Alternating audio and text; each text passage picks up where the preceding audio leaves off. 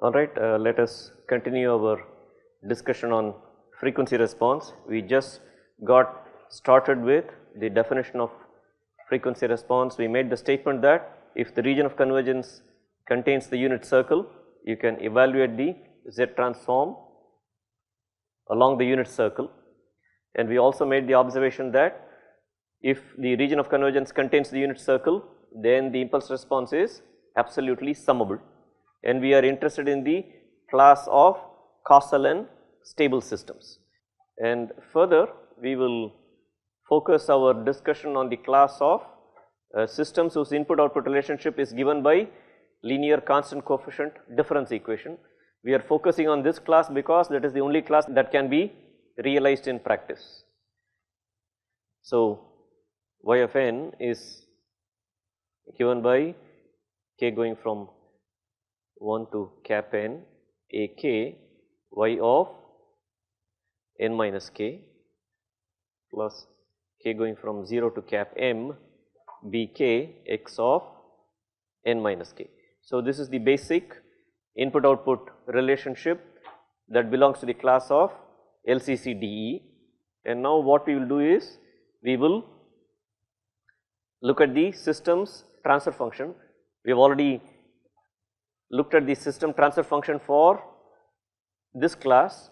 We will just go through the steps quickly and recall the result. So, this is y of z minus k going from 1 to cap n a k z power minus k y of z plus k going from 0 to cap m b k z power minus k x of z, and hence y of z by x of z, this we denote as h of z, which is the system transfer function, and this turns out to be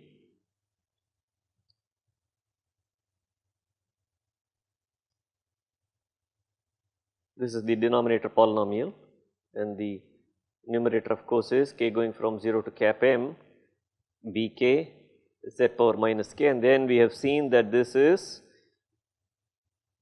written in the form b of z over a of z.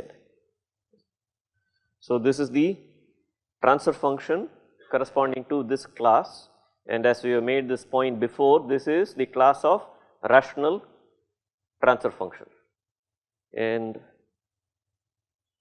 the frequency response is h of z evaluated at z equal to e to the j omega,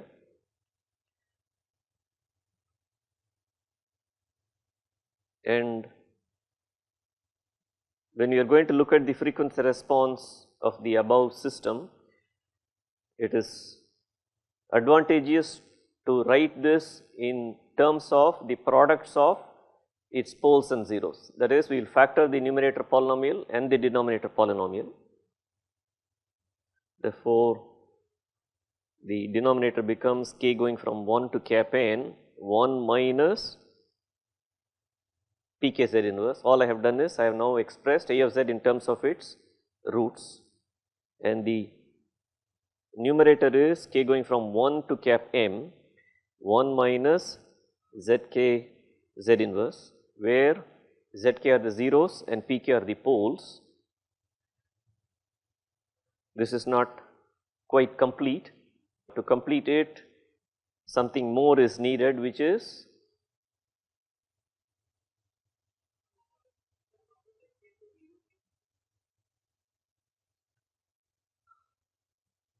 all I have done is I have written the numerator polynomial b of z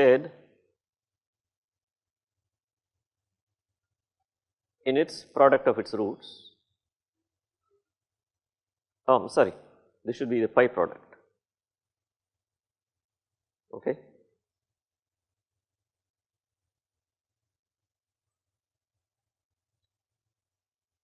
Now, what is missing here?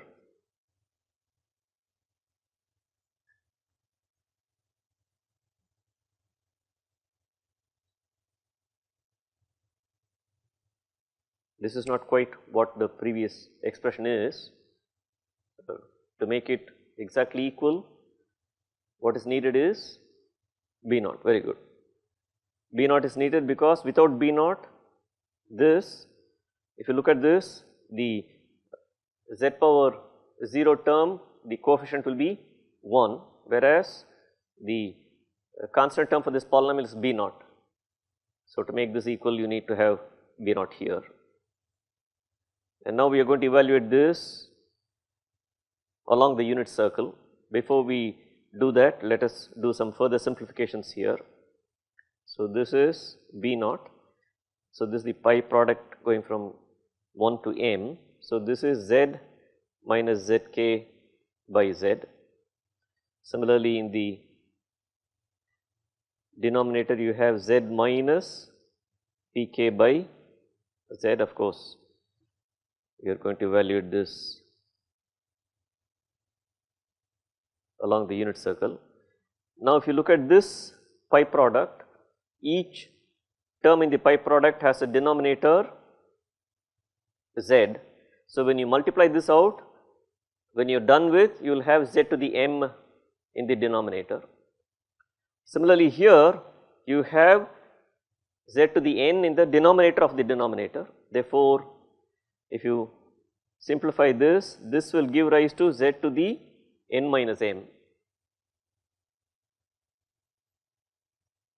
k going from 1 to cap m, this is z minus zk, and k going from 1 to cap n, z minus pk, all of this being evaluated along the unit circle.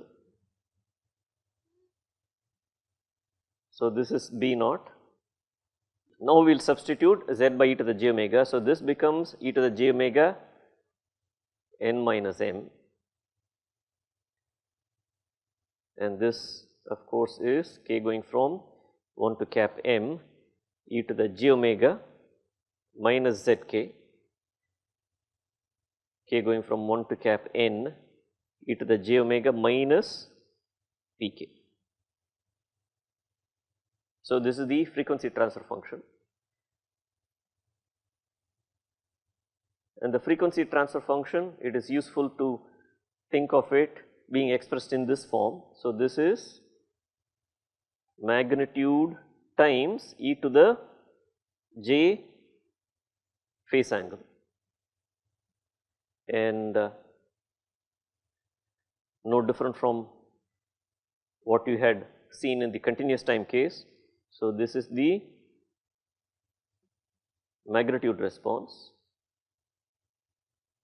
and this of course is the phase response, and we will study each of these parts separately. We will first focus on magnitude response and then on phase response. And hence, if you look at the magnitude response, this now becomes magnitude of B naught, magnitude of e to the j omega n minus m times k going from 1 to cap m, magnitude of the product is product of the magnitude. So, this becomes this, and in the denominator you have a similar term,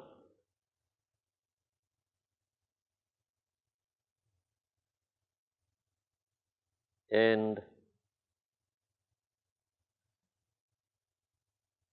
this of course is 1.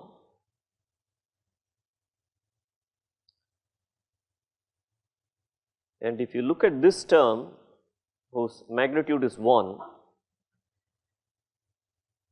that factor is coming from z to the n minus m, and depending upon the values of n and m, z to the n minus m will be either a trivial pole or a trivial 0.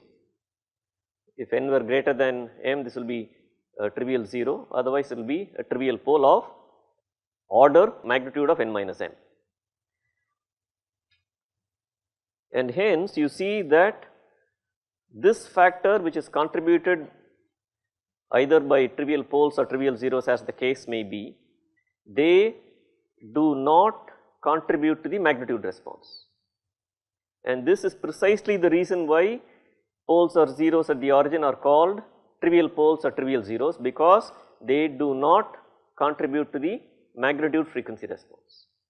However, later we will see that they will indeed contribute to the phase response. You cannot have a term like z to the n minus m and not contribute to both magnitude and phase.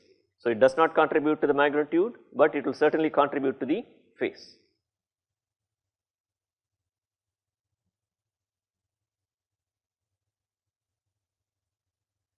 And this is just the overall gain term. And when we plot the magnitude frequency response, we will either plot, you can look at this as either being the magnitude transfer function or the magnitude squared transfer function. But typically when you are looking at frequency response, how do you plot them? You plot versus frequency, do you plot the magnitude or magnitude squared, or do you plot something else?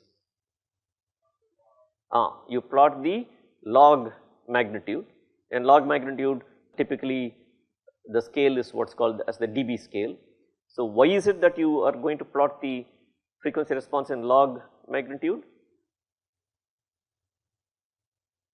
Why do not you see this plotted on the linear scale? Okay, so typically you are told that if you have a large range to cover, to see that you will use the log scale. But for example, if this were a filter and if this were a passive filter, then the maximum magnitude gain will be, for a passive filter the magnitude gain maximum will be 1 and the minimum gain will be 0, and 0 to 1 is not a large range, and yet you will find frequency response being plotted on a log scale. No, I think when you are saying it approximate a straight line, you are thinking of Bode plot, and that is log. Here I am talking about the x axis frequency being still linear, but the y axis being log magnitude, and typically it will be 20 log 10 or 10 log 10 magnitude squared. But given that you have 0 to 1 not being a large range, why is it that you still want to plot this on a log scale?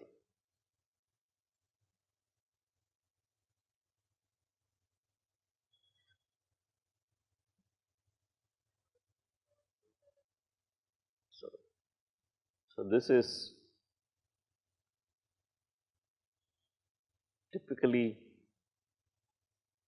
plotted on a log scale, and you either plot 20 log 10 each of e to the j omega or 10 log 10 magnitude each of e to the j omega whole squared, same thing.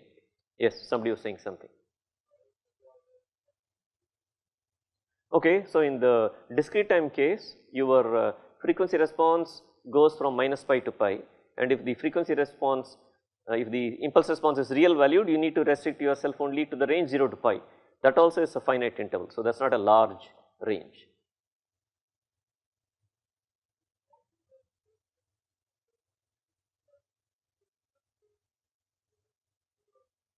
Okay, so you are now looking at a later stage, but if I did not want to do any of that, if I just wanted to plot the spectrum, why would I plot it on a log scale rather than the usual linear scale?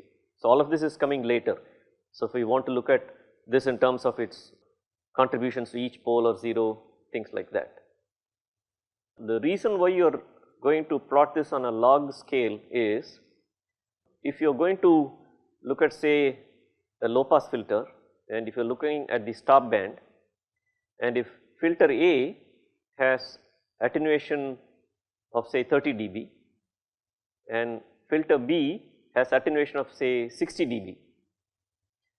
On a linear scale, if you plot these two frequency responses, assume that both these filters have roughly the same passband characteristics, and the transition band, let us say they are similar, but in the stop band is where the main difference is. So, one is say 30 dB rejection, the other is 60 dB, and if you plot this on a linear scale, in the pass band the gain will roughly be 1, and in the stop band you will not be able to see the difference between these two responses if you plot it on a linear scale.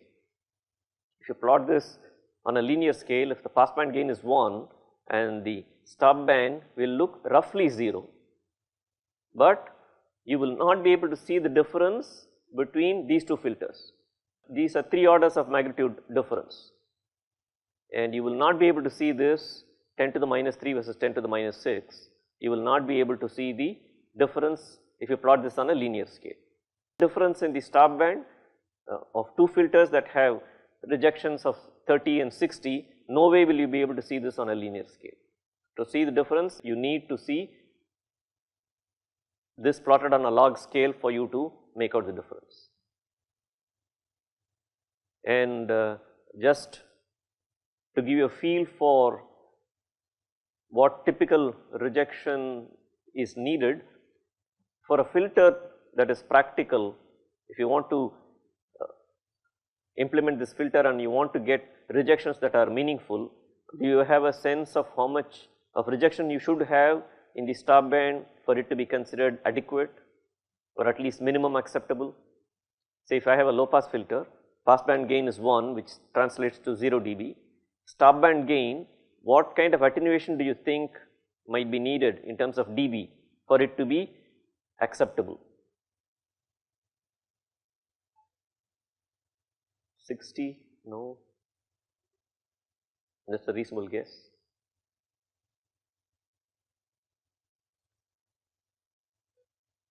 No, 100 is really large. So, you need at least 40 dB. Any filter that does not even give you 40 dB of rejection in most cases is not adequate. So, you need at least 40 dB rejection in the stop band for you to get adequate performance.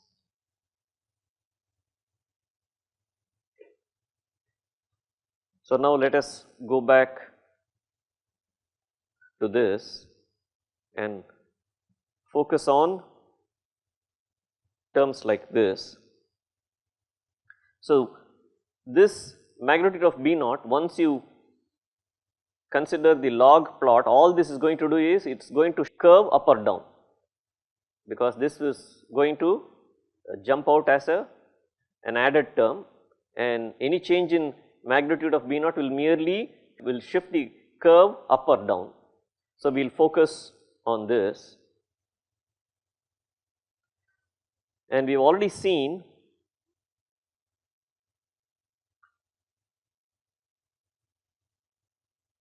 what this can be interpreted as geometrically.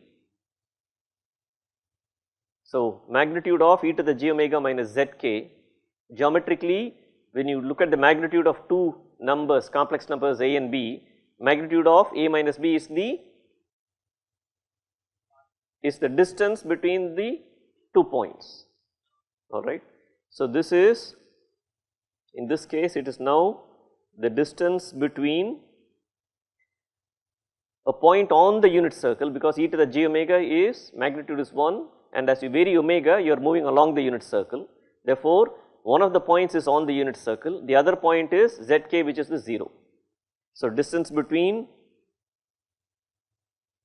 point on the unit circle and zk, zk happens to be the 0 here. Similarly, e to the j omega minus pk is similar, except here it is now pk. Let us explore this more.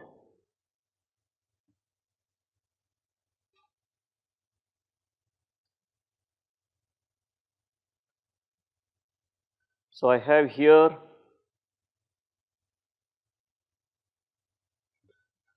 zk, and then I may have another pole here, and there could also be a trivial pole or a trivial 0. Here I have shown, so Zk should be marked with a filled circle because that is a 0. A cross is the symbol used for the pole, and this is, right now I have shown a trivial pole, this could as well have been a trivial 0. Now here is a point on the unit circle. So this is the point on the unit circle. Therefore, what is happening here is e to the j omega minus zk, its magnitude is nothing but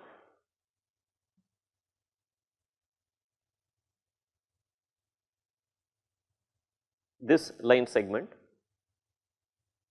Similarly, e to the j omega minus pk is this.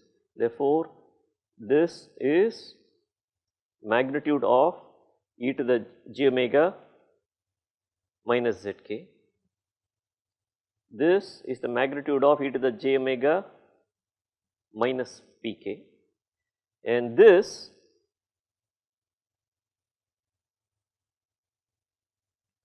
is nothing but magnitude of e to the minus j omega minus 0.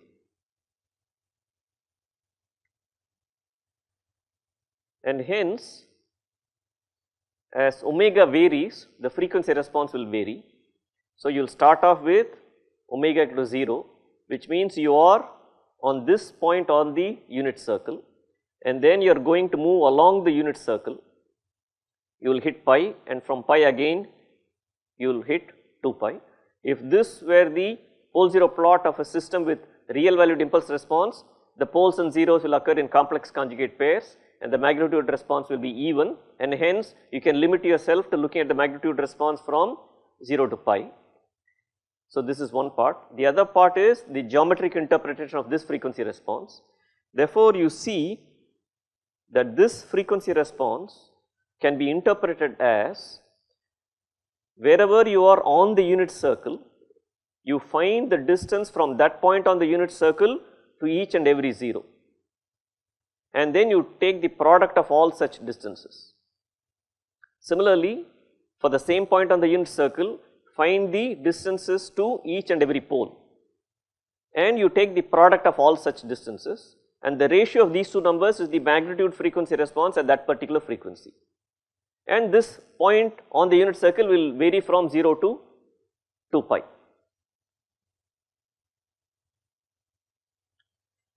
Once you have this geometric interpretation in place, for example, when you are here on the unit circle, you are closest to this 0, which means this distance will be very small.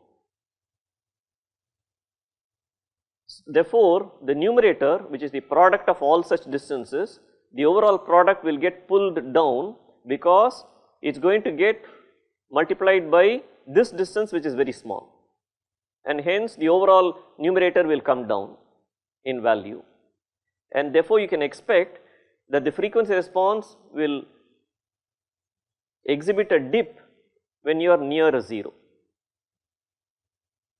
Similarly, suppose you are near a pole, which means say you are here on the unit circle, then this particular distance will be very small. So what was happening in the numerator is now going to happen to the denominator, and hence the product of all the distances will get pulled down because it is getting multiplied by this small factor, and hence the denominator will get small and the overall transfer function will have a large value. Therefore, this interpretation gives you a feel that zeros produce dips in the frequency response, whereas poles provide peaks in the frequency response. Therefore, zeros provide attenuation, poles provide gain. So this is an intuition that we can develop from the geometric interpretation of this algebraic formula. Carrying this further, suppose this 0 were on the unit circle, then you have this kind of situation. Algebraically, you have e to the j omega, you have here this omega denotes a general point on the unit circle, and since the 0 is on the unit circle, it can be represented as e to the j omega naught. And now as omega varies, when omega equals omega naught, this equals 0 when omega equals omega naught. Geometrically also this can be inferred. So when a 0 is on the unit circle, as you approach the 0, then you will reach a point where you are sitting on top of the 0, because you are on the unit circle, the 0 is on the unit circle, therefore that particular distance is 0 at that particular frequency, and hence the whole product goes to 0, and hence the frequency response goes to 0 at omega L to omega naught.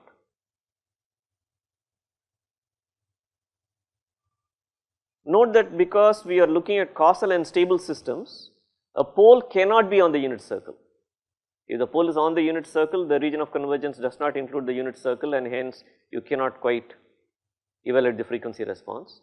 Therefore, while the 0 can be on the unit circle and provide you 0 gain, you cannot have a pole on the unit circle to provide infinite gain. But pole can be as close to the unit circle as possible, and it can provide very large gain.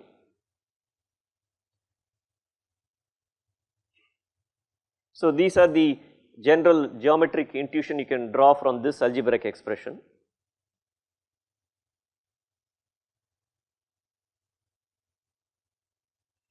And the point about poles or zeros at the origin is, wherever you are on the unit circle, you are at a constant distance of 1, and hence they do not contribute to the magnitude response. Actually, what we have seen is absolutely no different from what was happening in the continuous time case.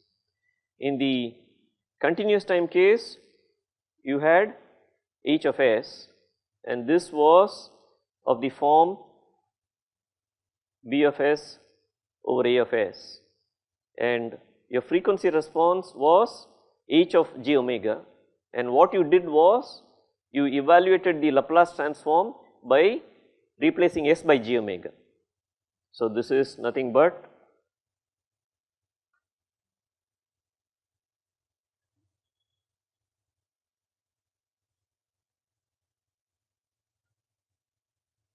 b of j omega over a of j omega, and this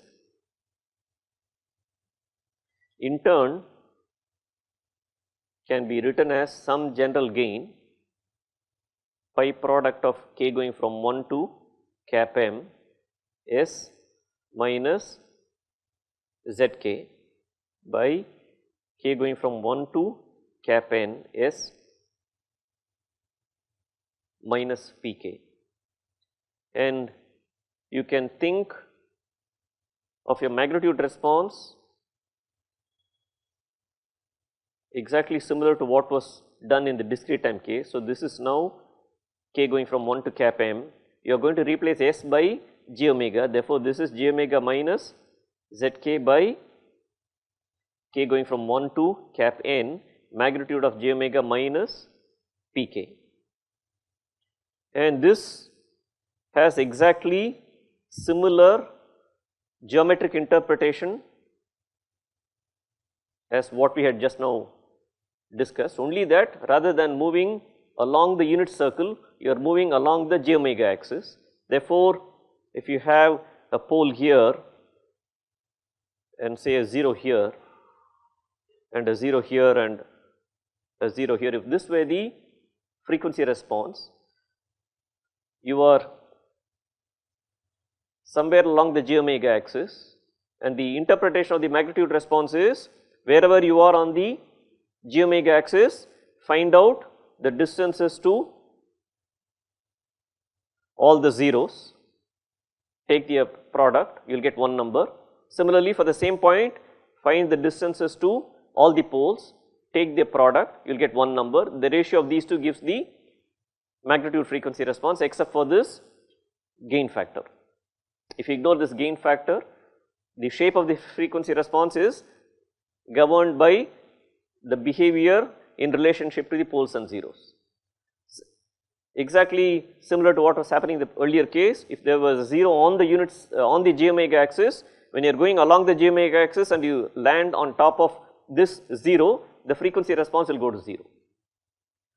If the 0 were not on the j omega axis but close to it, when you go past that 0, the frequency response will take a dip. Similarly, if the pole were close to the j omega axis, when you go past that pole on the j omega axis, you will get a gain, you will get a peak.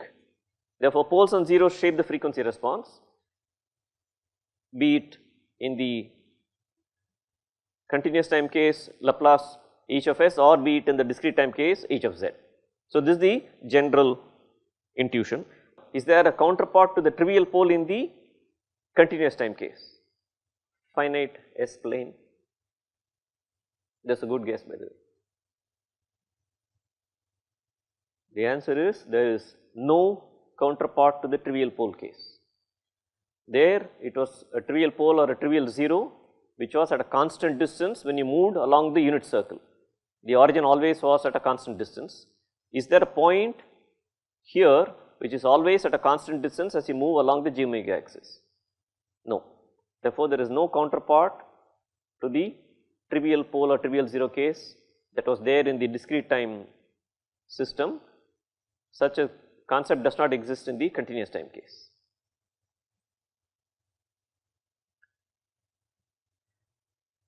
Now, let us get further feel for this.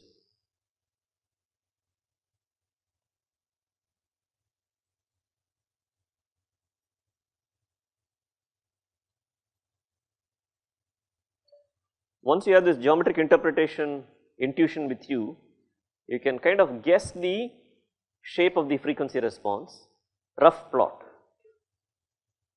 Suppose I had a pole here, here and here, and suppose I had zeros like this. So, this is the pole 0 plot of the system. And now what I want to do is I want to get a feel for the frequency response. So, what I am going to do is I am going to start off at this point at omega equal to 0. I will have a certain frequency response. Then what is happening is I am going to go along the unit circle like this. When I am here and I move away from omega equal to 0, what I am doing is I am moving away from this pole. If I move away from the pole, the gain should, will it increase or decrease? It will decrease. Therefore, the gain will start to decrease. I keep going along. When I keep going along, I encounter this pole, which means when I approach this pole, the gain should again start to increase. Therefore, the gain which was at this point started to decrease, and then again it starts to increase when I am roughly in this neighborhood. And then what I do is I keep going along the unit circle, which means I am going away from this pole. When I am going away from this pole, the gain will start to become smaller because I am going away from this pole. Therefore, what is going to happen is the gain starts to fall, and then when I keep going along, I am now going to approach this 0. This 0 happens to be on the unit circle. Therefore, what is going to happen here is response keeps falling down, and when I am exactly on top of this 0, I hit a 0 in the frequency response. Then I go past this 0.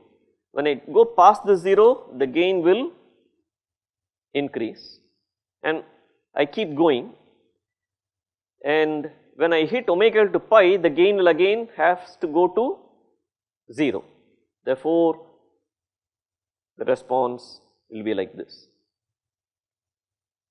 and you can complete the frequency response. So, this is pi. So, you can complete the frequency response for the minus pi to pi part also. Let me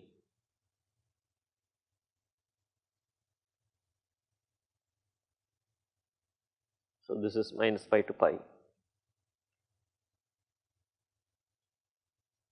One thing that I have assumed here is each pole is close enough such that when you are near that pole, it causes an individual bump in the frequency response. If you did not have this information, you cannot draw this plot. The other thing that I have implicitly assumed in is all the heights are exactly the same. Since this is drawn by hand, it is not precisely the same, but the intent is all these peaks are exactly the same point. Even the dips, they have exactly the same dip value. So, this is what is called an equirippled response, and there are filters that have this kind of frequency response that is equirippled, that is these ripples have the same height. Unless I mention that to you, you cannot draw this kind of plot. This is what is called an elliptic filter, all right. There is another kind of filter which is called as the Butterworth,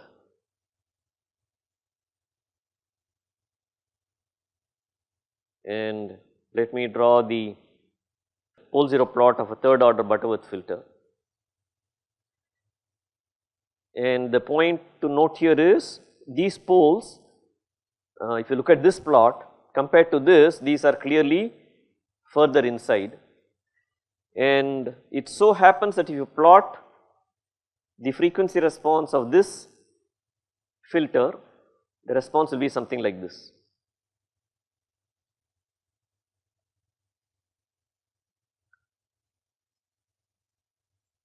The placing of the poles is such that when you start from here, the point at which you have the maximum gain, when you go along the unit circle, you are going to move away from this, but this pole is further inside such that even when you approach it, it is not close enough to cause an individual bump in the frequency response. So, the response monotonically decreases and falls down to pi. Therefore, this intuitive sketch based on this geometric interpretation, this rough sketch, implicitly I have assumed that the poles are close enough to cause an individual bump. And to know whether the pole 0 plot corresponds to something like this, that is the frequency response corresponding to this is this or is it this, you will not know unless you feed these numbers into say MATLAB and get the frequency response, alright. But if I tell you that this is the pole 0 plot, and if I also tell you each pole is close enough to cause an individual bump, and further if I tell you that the response is equiripple, then you should be able to come up with a plot like this. And this is a low pass filter, right. This is a low pass filter because it passes frequencies up to a certain point and then beyond a certain point it causes attenuation, alright. And just to quickly continue on that low pass filter example, suppose I had a pole 0 plot something like this.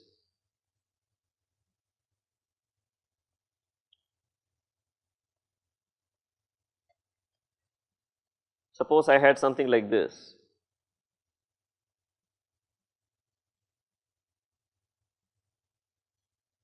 And then I had zeros wherever.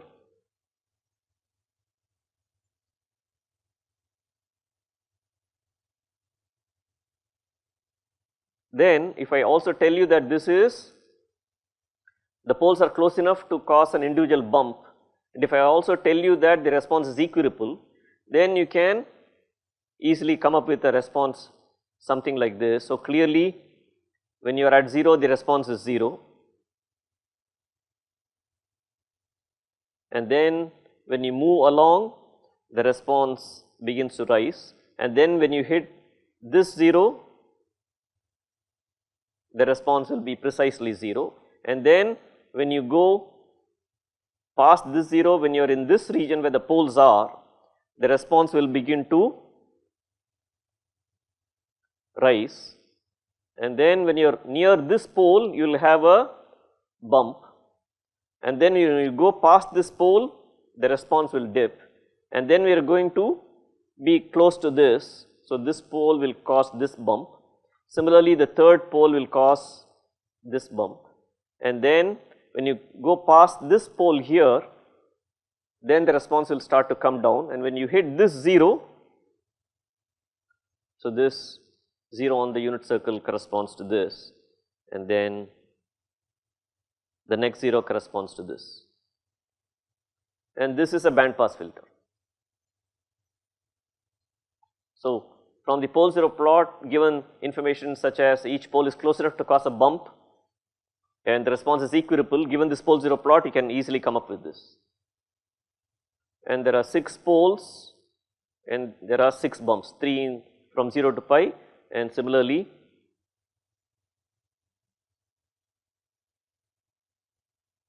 so you have 1, 2, 3, 4, 5, 6, 6 poles, 6 bumps. And there are 6 zeros, right? 1, 2, 3, 4, 5, 6. You don't want to count this twice because this point is the same as this. So, this kind of gives you a very quick intuitive feel for the frequency response based on the pole 0 positions.